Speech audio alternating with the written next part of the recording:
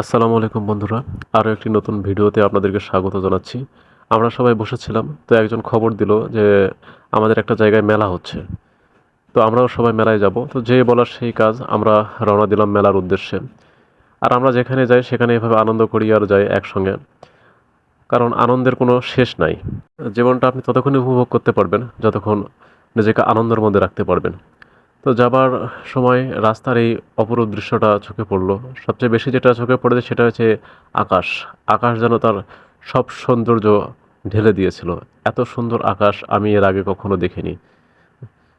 আপনার আশেপাশের সব কিছুই সুন্দর, যদি আপনি সেটাকে সুন্দরভাবে দেখতে পারেন তাহলে সুন্দর লাগবে। তো যাই হোক, মেলায় যাওয়ার ফাঁকে এখানে মাসুমের কিছু কাজ ছিল, তো ভাবলাম যে কাজটা সেরে একবারে যাই, পরে আর সময় পাওয়া যাবে না। দেখতে দেখতে মেলায় চলে এসেছি। আর এটা হচ্ছে মেলার উপরের দৃশ্য। আমরা এখনও মেলার ভিতরে যাইতে পারিনি। আমাদের যে গাড়িটা নিয়ে গেছিলাম সেটা এখানে পার্ক করার জন্য জায়গা খুঁজতেছিলাম। তো যাই হোক, মেলার মধ্যে ফাইনালি ঢুকেই পড়লাম। দীর্ঘদিন পর মেলায় গিয়েছিলাম, তাই ভিতরে একটা অন্যরকম ফিলিংস কাজ করছিল। কারণ আগের মতো আর এখন মেলায় যাওয়ার সময় থাকে না। আগে যেমন ছোটোবেলায় অধীর আগ্রহে বসে থাকতাম দীর্ঘ একটা বছর, কবে মেলার দিন আসবে তখন মেলায় যাব। কিন্তু এখন আর সেই ফিলিংসটা কাজ করে না। মনে হচ্ছে দিন দিন বয়সটা বেড়েই যাচ্ছে।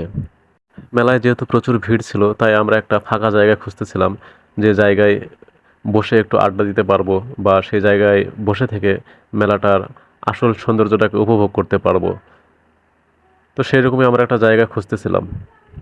খুঁজতে খুঁজতে আমরা একটা জায়গা পেয়েছি, যে জায়গা থেকে মেলার এক অংশ খুব ভালোভাবে দেখা যাচ্ছিল। আর এই অংশটাতে বিভিন্ন ধরনের চটপটি, ফুচকা বা মুখরোচক খাবার, মাখা এগুলার দোকান ছিল।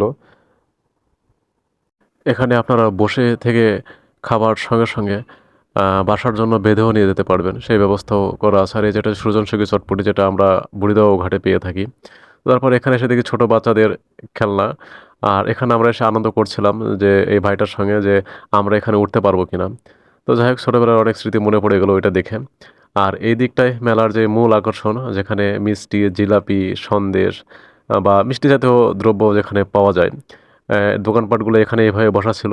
তো আমরা এগুলো সব ঘুরে ঘুরে দেখছিলাম আর চিন্তা করছিলাম যে কোন দোকান থেকে কিছু কিনে খাওয়া যায়। কারণ মেলা হলেও একটু দেখে শুনে কিনে খাওয়া উচিত, কারণ সব দোকানে তো আর ভালো জিনিস পাওয়া যায় না। যাই হোক, মিষ্টির দোকানে এখানে এসে আমার বড় ভাইয়ের সঙ্গে দেখা। তো যেহেতু বড় ভাই অনেকদিন বিদেশে ছিল, তাই তার সঙ্গে দীর্ঘদিন পর দেখা। আর যেহেতু দেখা হয়ে গিয়েছে মেলাতে, তাই বড় ভাইয়ের কাছ থেকে কিছু খেতেই হবে। তাই বড় ভাইয়ের কাছে আবদার করলাম যে ভাই আমাদের কিছু খাওয়াইতে হবে। সেও আমাদের নিরাশ করেনি, বলার সঙ্গে সঙ্গে সে আমাদের জিলাপি কিনে দিয়েছিল। আর এটা আমার নাতি। আমি এতটুকু বয়সে যে কারো নানা হয়ে গেছে, এটা ভাবতেও খুব একটা মজা লাগে। তো যাই হোক, বড় ভাই আমাকে মিষ্টি কিনে দিয়েছে, তো আমরা সবাই মিলে মিষ্টি খাচ্ছিলাম। জিলাপি খাচ্ছিলাম। আর এই জিলাপিকে হাতে নিয়ে রাখবে, যেহেতু জিলাপিটা প্রচণ্ড গরম ছিল, তাই আমরা কারো হাতে না দিয়ে আমরা মাটিতে রেখে খাচ্ছিলাম। আর জিলাপিটা যেহেতু খুব গরম ছিল, তাই আর ভিতরে রসটাও খুব বেশি ছিল। এজন্য খেতে আমাদের একটু কষ্ট হচ্ছিল, কিন্তু খুব মজার ছিল। তাই আমরা খুব কষ্ট করে খাচ্ছিলাম। আর এইদিকে টুটুল, সে নিজে নিজে ভিডিও করছিল আর খাচ্ছিল তার ব্লগের জন্য। আর সবাই মিলে এভাবে একসঙ্গে খাওয়ার মজাটাই আলাদা। আর যেখানে মাসুম থাকবে সেখানে তো খাবার ভিন্ন ধরনের একটু স্টাইল থাকবে, এটাই স্বাভাবিক। সে তার স্টাইলে খেয়ে যাচ্ছিল আর আমাদেরকে বিনোদন দিচ্ছিল। আসলে মাসুম খুব মজার একটা ছেলে। সে যেখানে থাকবে সে সবসময় সেখানে আনন্দ এবং মজা দিয়ে মাতিয়ে রাখবে। যাই হোক, মিষ্টি খাওয়ার শেষ হতে হতেই আমাদের জন্য মাখা কিনে নিয়ে আসা হয়েছে। তো ঝাল খাওয়ার পর যদি মিষ্টি খান তাহলে হয়তোবা মিষ্টিটা খুব সুন্দর লাগে। আর মিষ্টি খাওয়ার পরে যদি ঝালটা খান, তাহলে ঝালটা মনে হয় দ্বিগুণ হয়ে যায়। সেটাই আমরা অনুভব করছিলাম। এত পরিমাণ ঝাল লাগছিল যা বলে বোঝাতে পারবো না। এমনিতেই মিষ্টি খেয়েছি, তার উপর আবার ঝাল। বলেন কেমনটা লাগে? তো যাই হোক, অনেক কষ্ট হলেও সবাই মজার ছলে, আনন্দের ছলে সেই কষ্টটাকে ভুলে যেয়ে খাচ্ছিলাম। আর প্রচণ্ড গরম ছিল। এত গরম ছিল যে সবার গায়ের অবস্থা দেখলে বুঝতে পারবেন যে সবাই আমরা ঘেমে গিয়েছিলাম। আর মেলায় এতটুকুও বাতাস ছিল না। এত লোকজন ছিল যে এতটুকুও বাতাস ছিল না যে আমরা সেখানে বাতাস পাবো। তাই মেলার মাঝখানে আমরা একটা ফাঁকা জায়গায় বসে গিয়েছিলাম আর সেখানে বসে থেকেই খাচ্ছিলাম।